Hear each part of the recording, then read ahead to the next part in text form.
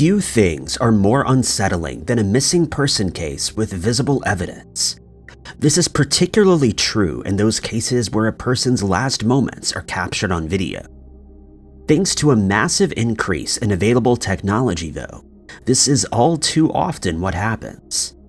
Millions of CCTV cameras across the world are constantly recording people's mundane daily moments.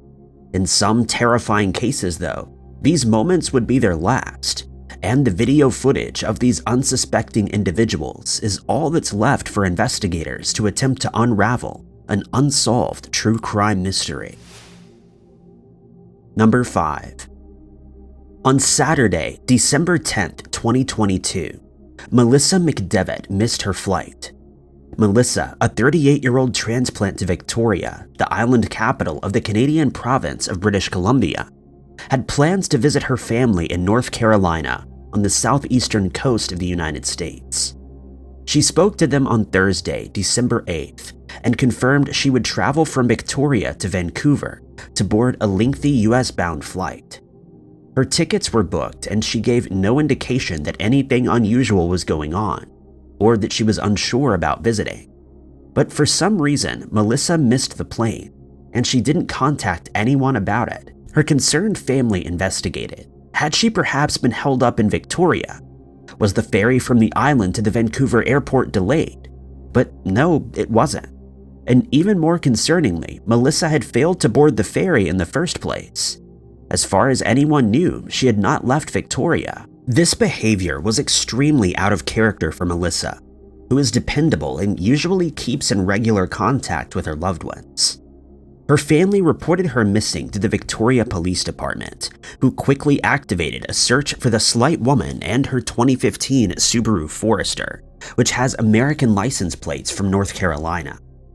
Melissa, who's just 5 feet tall and 105 pounds, is neurodivergent and may appear to show signs of a cognitive delay. It's unusual for her to fall out of touch, and her family is concerned for her well-being. On December 11th, Melissa's car was located in the parking lot near the Souk Potholes, a regional park that abuts the Souk River. The 63-hectare park is a popular destination for its spectacular river views, freshwater swimming, and access to hiking trails. The name Potholes comes from a unique geological formation within its stretch of the Souk River. The potholes are deep pools in the river rock that create the perfect conditions for swimming in the warmer months. In the fall and winter, the parking lot which Melissa stopped at leads to a popular trailhead to mild and moderate risk trails.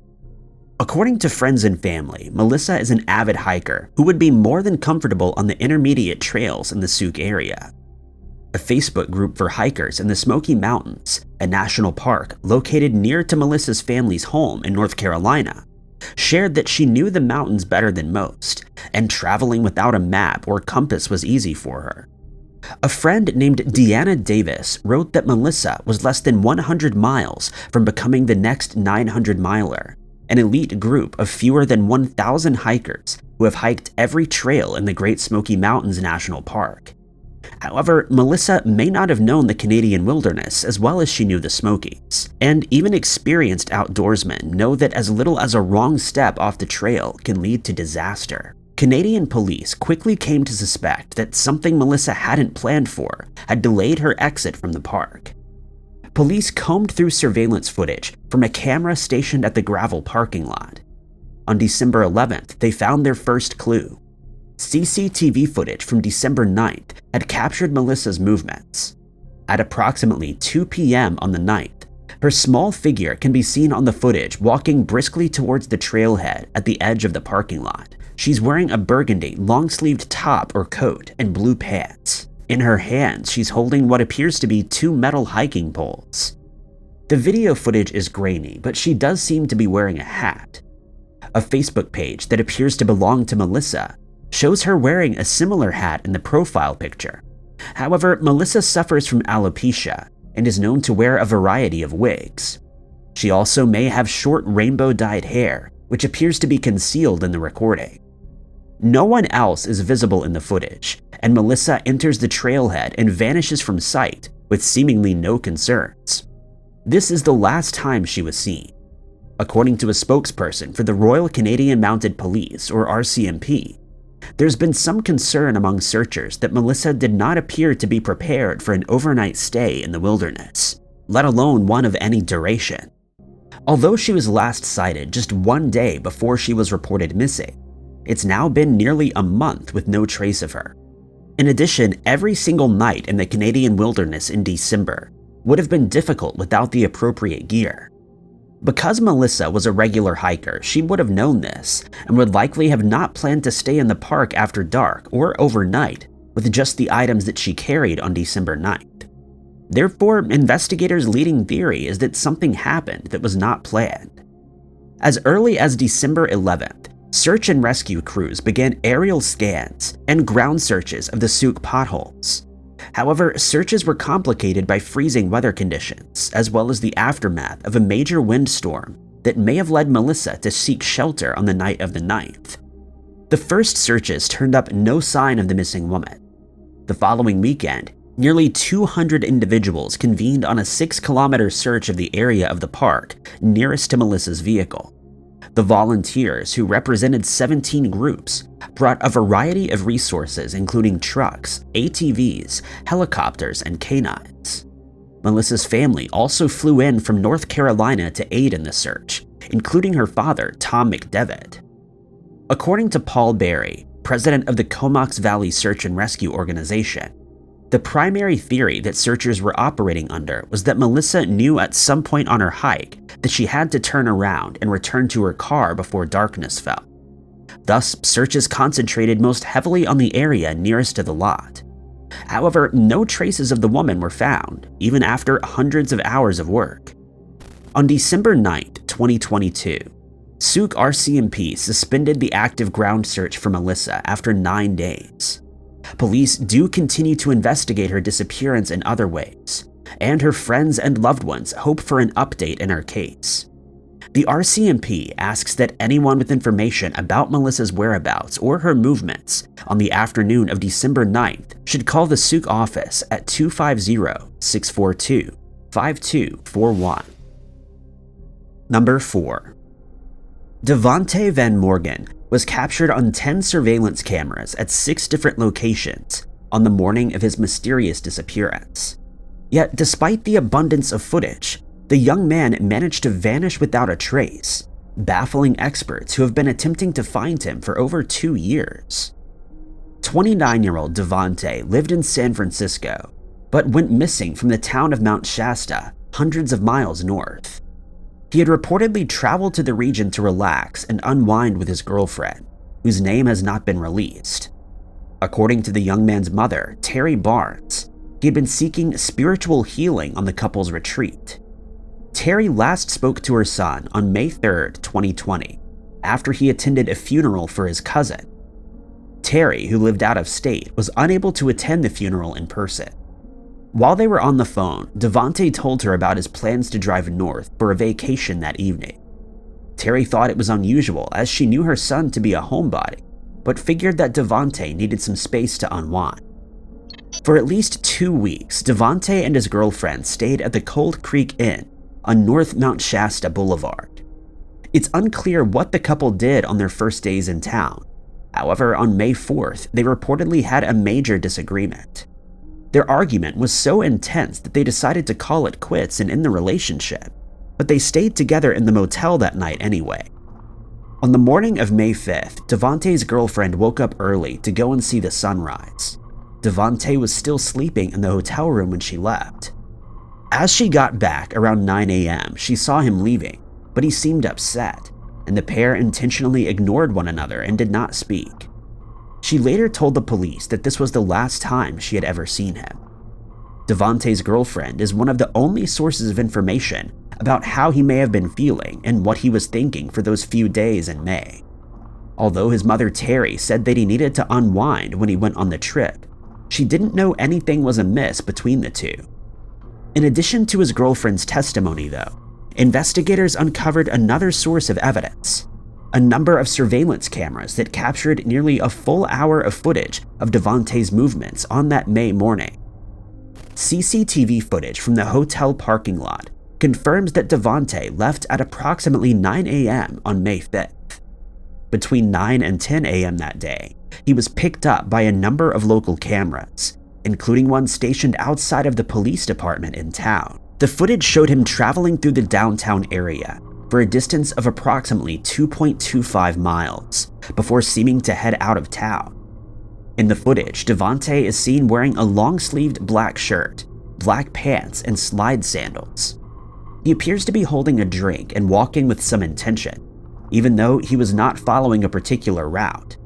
However, this attire does not indicate that he had plans to go for a walk that day, particularly his sandals. This does seem to line up with the sequence of events provided by his girlfriend. Of particular note is the fact that Devonte did not seem to have his cell phone on him.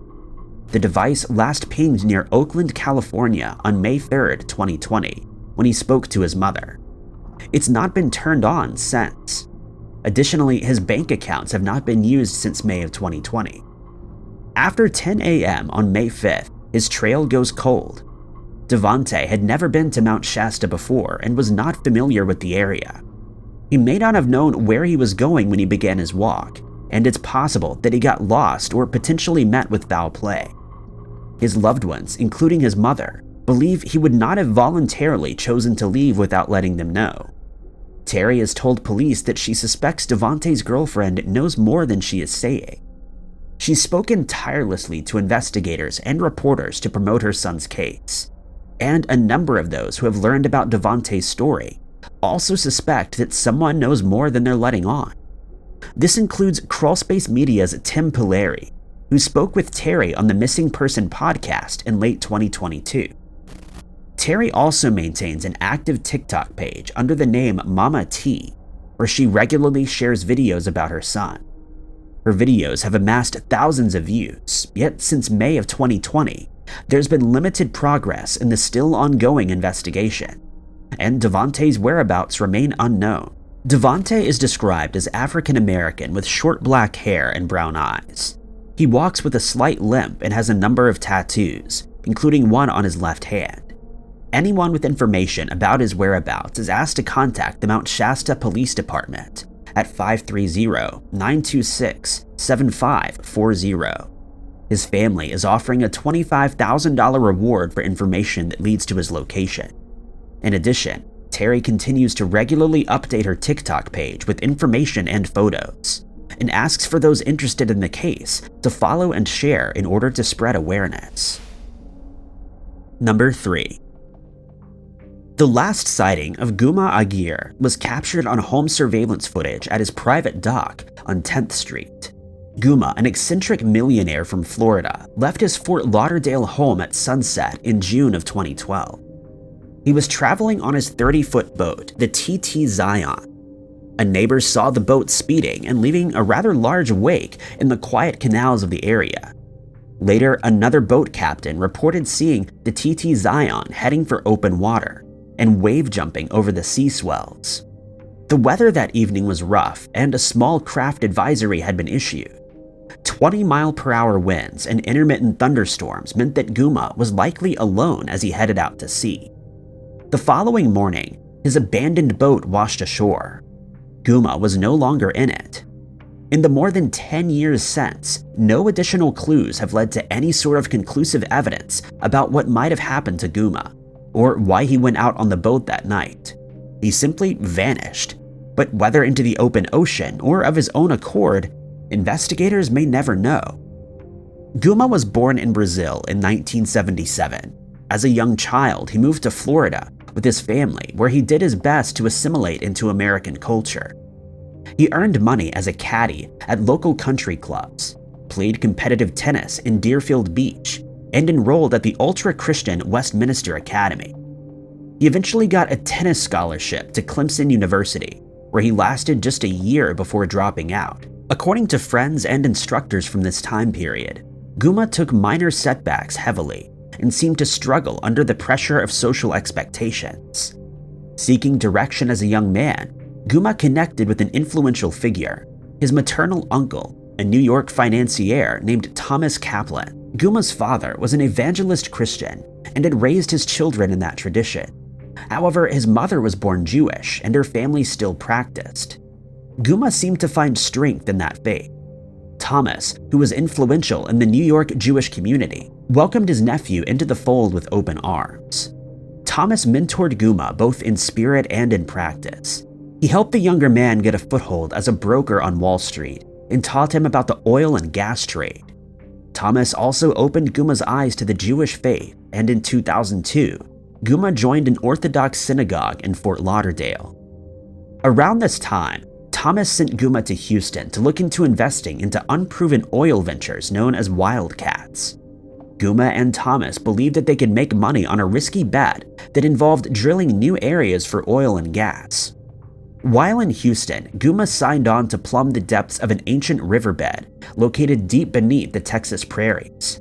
The area was called the Deep Bossier Sand. In 2003, the uncle-nephew company called Leor Energy to invest in the as-yet undiscovered natural gas. Their risk paid off, and the venue was extraordinarily successful. By 2006, the duo sold their stake in the region's land for $2.55 billion. Guma stayed on as the CEO of Leor and dove headfirst into a billionaire lifestyle. In 2005, he married his wife, Jamie. Their prenup listed his assets as $3.5 million, a sum which was dwarfed by his 2006 windfall. The timing of this documentation would later be brought up time and time again in their acrimonious divorce, which was winding its way through the courts when he went missing in 2012. But in 2006, things were good for Guma. He got Jamie to convert to Judaism, and he began traveling regularly, buying luxurious properties in Israel. He set one house aside for his mother and donated vast sums to his temple. By 2008, he was splitting his time between Fort Lauderdale and Jerusalem, where he was well known for investing millions in the city's soccer and basketball teams. The eccentric billionaire had a habit of spending ostentatiously, both on himself and his friends. He was also known to be extremely charitable and once wrote a $10,000 check to his rabbi when the man mentioned a personal debt. Although he was well liked in Israel, 2008 and 2009 was a tumultuous time for Guma in the States. His relationship with his former benefactor, his uncle Thomas Kaplan, was falling apart in a series of expensive lawsuits. Guma seemed to think that he'd been given the short end of the stick in the Leor buyout, while Thomas argued that it had always been primarily his idea and his company.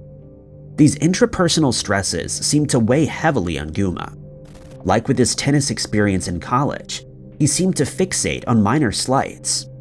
His attorney in Florida remarked that Guma was spending 98% of his waking moments thinking about these types of problems. It was around this time that Guma's bipolar disorder seemed to take a front seat. Although he had been diagnosed as a young man, he had seemed to keep his struggles with mental health under control until the mid-2000s. But by 2009, as he jet-setted between two countries and balanced expensive legal battles, Guma had begun to struggle with periods of dark depression and manic extreme highs. In 2010, he was taken to a mental hospital in Israel after claiming in an interview with a local paper that he'd entered the Gaza Strip and single-handedly freed thousands of soldiers. He also grew increasingly conservative in his Judaism, and by some reports began to identify himself as the Messiah.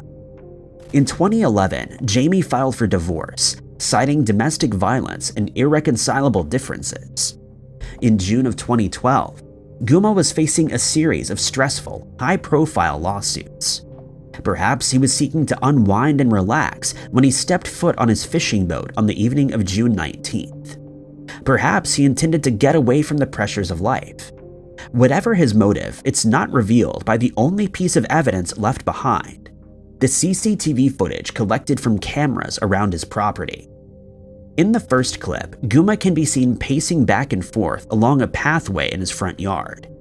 He's wearing a green t-shirt and black shorts, and he appears to be barefoot. Although he's pacing, he does not seem particularly agitated. He glances briefly down at his phone before continuing to walk.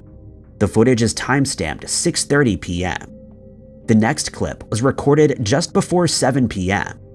Guma, barely visible on the edge of the camera's view, boards his fishing boat and sails out onto the private canal behind his house. He's moving quickly, cutting across the choppy waves. He doesn't look back as he sails out of sight. Tragically, he was never seen again. In the early hours of the following day, the abandoned boat washed ashore. The GPS controls on the top-of-the-line craft told an eerie story. The boat traveled quickly offshore for about 4 miles, heading northeast. Suddenly, at 7:54 p.m., the TT Zion turned abruptly, sped up, and slowed down several times, and then stopped moving. Closer inspections found that the tie bar connecting the 2 engines on the boat had snapped, which may have caused it to move erratically. When the ship was discovered, the navigation lights were still on. The keys were in the ignition, and Guma's wallet and cell phone were on board. The Coast Guard conducted a 2-day search for the man, but found no trace of him, living or dead. Guma was simply gone, leaving behind him a baffling legacy that refuses all simple answers. In 2015, his wife and mother-in-law had him declared legally deceased. However, without any physical evidence, investigators may never truly know what fate befell Guma that stormy evening in June. Number 2. On September 16, 2018, Zachary Berkey told his mom he was going out for a bike ride and that he would be back soon, because he had to work early the next morning at his lifeguard job. The 26-year-old and his mother Christine lived together in a home on Camp Street in New Orleans, Louisiana. According to public employment records, he worked for the New Orleans Recreation Development Commission as a lifeguard since at least 2015. In the warm days of September, pools in New Orleans were presumably still open, and Zachary had to work on September 17th. Although their living arrangement might seem unusual, Zachary and Christine had a good relationship. His Facebook profile picture shows him and Christine smiling together with a fluffy dog, and her page is littered with references to her son. Zachary was consistent and thoughtful, and Christine told investigators that he usually checked in with her about his comings and goings. However, on the night of September 15th, he'd unexpectedly spent the night with a friend and didn't come home. So when he failed to return on the 16th, Christine didn't worry right away. It wasn't until a few days later, when she got a call from his work saying he'd failed to show up, that she knew something was wrong. Christine reported Zachary missing and quickly collaborated with local police to provide access to her son's belongings, including his bank records. From here, investigators were able to piece together a record of his evening on the 16th. Zachary visited a Checkers restaurant to order food at around 7 p.m. An hour later, he used an ATM at a local bar to withdraw $80. Just before 9 p.m., he stopped at a gas station and bought 2 beers. That was Zachary's last transaction. However, his card would be used 16 more times in the coming days, and video footage taken during a transaction at a Rite Aid clearly captured the perpetrator. The criminal was a local homeless man by the name of Demetrius Williams, who charged approximately $87 to Zachary's card. When he was questioned by police on September 25th, Demetrius said that he'd found the card on the ground. Since the total amount spent was so small, the authorities had no way of proving Demetrius ever even interacted with Zachary. He was released from prison after less than 24 hours. But the story of Zachary's evening on September 16th was more complicated than it seemed at first. While Demetrius told authorities that he had never met Zachary, he was actually telling Christine a completely different story. In her search for her son, Christine had spoken to several eyewitnesses who placed him by some railroad tracks near the Mississippi River at approximately 8 p.m. on the night of the 16th. The tracks were located near to the ATM where Zachary had withdrawn $80 at 8:23 p.m. According to a witness who Christine spoke to, a homeless man who has been identified by the pseudonym Robert, Zachary was agitated, sitting near the railroad tracks and drinking a daiquiri.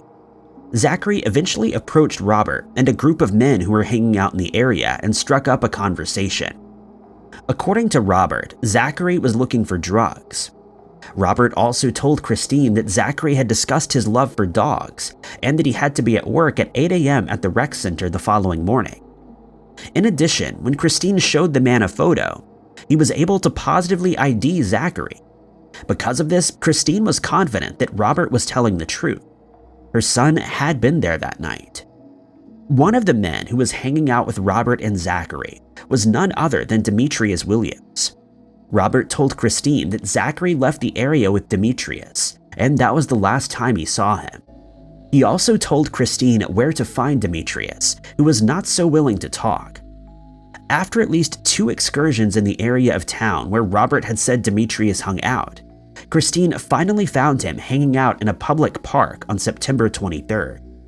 At this time, Demetrius reportedly told her that he walked Zachary down South Carrollton Avenue, where he handed him off to 2 men who went by Slim Shady and Buff. Demetrius then claimed that he returned to neutral ground while Zachary traveled north with the 2 men, presumably to buy drugs. The entire exchange took place before September 25th, when Demetrius was arrested and then released for fraudulently using Zachary's credit card. Yet, despite this, it wouldn't be until the early days of October of 2018 that an explosive piece of new evidence would blow Demetrius's story wide open. Thanks in part to diligent work by Christine and Zachary's family, CCTV footage from a restaurant on South Carrollton Avenue was discovered to have recorded Zachary on the evening of the 16th. The footage, which is from about 9 p.m., shows Zachary wearing flip-flops, a t-shirt, and shorts and carrying a beer. He's walking his bike along South Carrollton Avenue in New Orleans, outside of the Lebanon Cafe. And he's not alone. Zachary is accompanied by another individual, also walking a bike and carrying a beer. The man has dark skin and is wearing a baseball cap. He also has a prosthetic leg, which is just barely visible in the black and white footage. All of this information clearly illuminates that the man was Demetrius Williams. The CCTV footage reveals that Demetrius did not walk Zachary to a meetup with 2 other men like he said he did. In fact, he was the only other person with Zachary that evening. Zachary does not appear stressed or concerned in the clip. His mother even said that it was not out of character for him to talk to strangers, including men like Demetrius. Yet the fact remains that Demetrius may have been the last person to see Zachary alive, and he isn't talking. As of a case update developed by the Crimes Picayune podcast in March of 2021, charges against Demetrius have been dropped due to his constitutional right to a speedy trial. In the meantime, no trace of Zachary has been found, and he's not been seen again since he was captured on camera on September 16th. Anyone with information regarding the disappearance of Zachary Berkey can call the New Orleans Police Department at 504-821-2222. In addition, Christine runs a Facebook page for her son under the name Missing Person Zachary Berkey, where photos and updates are regularly shared. Number 1. Meda Valentine was a devout woman who was extremely active in her community. She was a secretary and choir director at the Deliverance Praise Church of Worship in Fayetteville, North Carolina, and attended regular Bible study and church events. A LinkedIn page in her name lists her job as secretary at the church since October of 2000, 14 years until she went missing in 2014.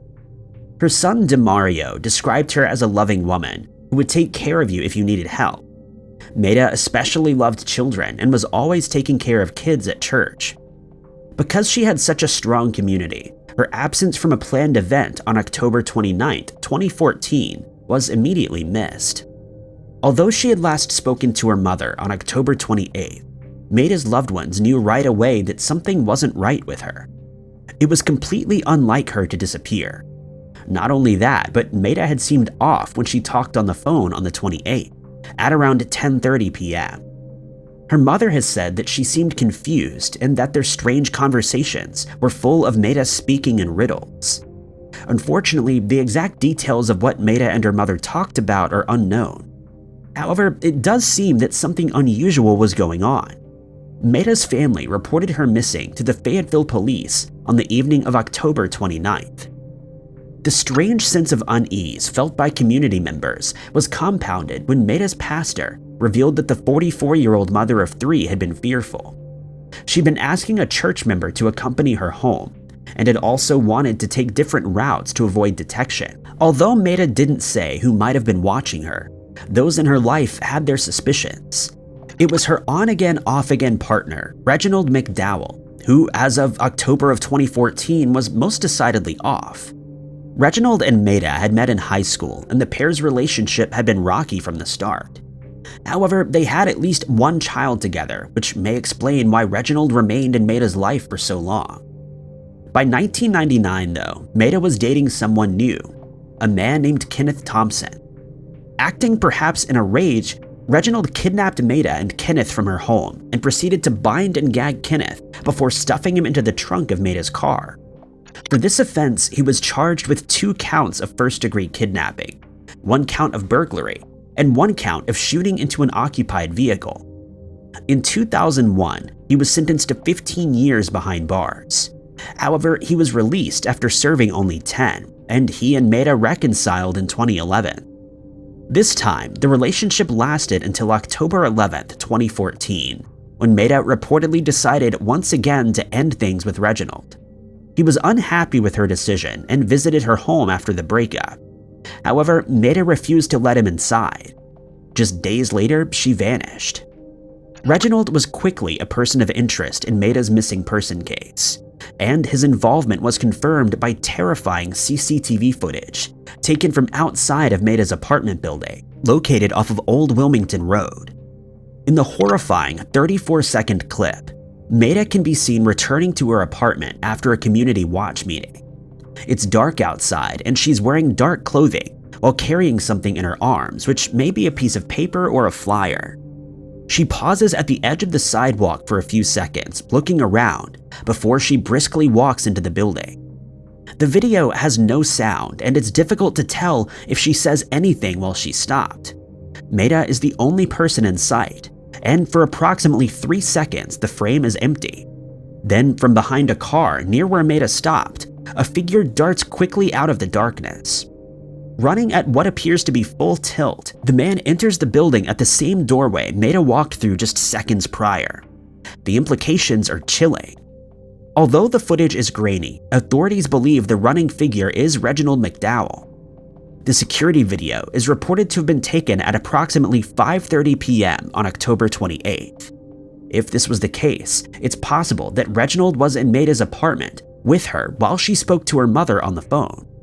This could account for her unusual behavior and the way that she seemed unable to speak her mind. Meda has not been seen since. Although Reginald was the primary suspect in Meda's case since at least 2014, he was not formally charged with her murder until March of 2018. However, at this time, he appeared to have fled the area in an attempt to evade capture. Some reports indicate that he cooperated temporarily with the police before cutting off communications with all of his relatives in Fayetteville, including his son. A Fayetteville police lieutenant told reporters that Reginald was cooperative in the early portions of the investigation, but abruptly distanced himself from the police detective that he was working with. It's possible that Reginald sensed investigators were onto him and made the decision to go on the run. He's known to have ties to New York City and may be living there while he's on the run. Fayetteville police believe Reginald is armed and dangerous. They're encouraging anyone who may be in contact with the fugitive to share information about his whereabouts or ask him to turn himself in. Although charges were levied in 2018, there's been no movement on Meda's case for years. Reginald remains on the run from the law. Anyone with information about his current whereabouts or what may have happened to Meda Valentine is urged to contact the Fayetteville Police Department at 910-549-7326 or Crime Stoppers at 910-483-8477. Informants can also text anonymously to Crime Stoppers at 274-637. Thank you guys so much for watching. If you liked this video, be sure to hit that like button. Also, don't forget to subscribe and click that notification bell to keep up to date with all of our future uploads. But my name is Ty Knotts, and I'll catch you guys in the next video.